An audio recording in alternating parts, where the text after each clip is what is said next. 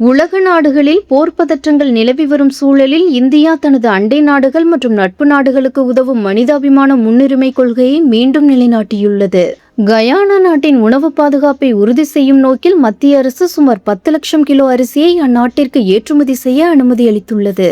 மேலும் உள்நாட்டு தேவைகளை கருத்தில் கொண்டு அரிசி ஏற்றுமதிக்கு சில கட்டுப்பாடுகள் விதிக்கப்பட்டிருந்தாலும் இருதரப்பு உறவுகளை வலுப்படுத்தும் விதமாகவும் ஒரு நட்பு நாட்டின் இக்கட்டான நிலையை உணர்ந்தும் இந்த முக்கிய முடிவை இந்தியா எடுத்துள்ளது. இந்த நடவடிக்கை சர்வதேச அரங்கில் இந்தியாவின் நற்பெயரை மேலும் உயர்த்தியுள்ளது. உலகளாவிய தெற்கு நாடுகளின் குரலாக ஒலிக்கும் இந்தியா நெருக்கடியான காலங்களில் வெறும் பேச்சோடு நிற்காமல் செயலில் இறங்குவதை இந்த உதவி உறுதிப்படுத்தியுள்ளது.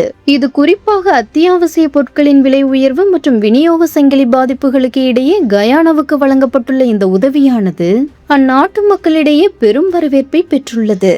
இந்தியாவின் இந்த உணவு அரசு தந்திரம் உலக அமைதி மற்றும் ஒத்துழைப்பிற்கு ஒரு சிறந்த உதாரணமாக திகழ்கிறது என்பது குறிப்பிடத்தக்கது.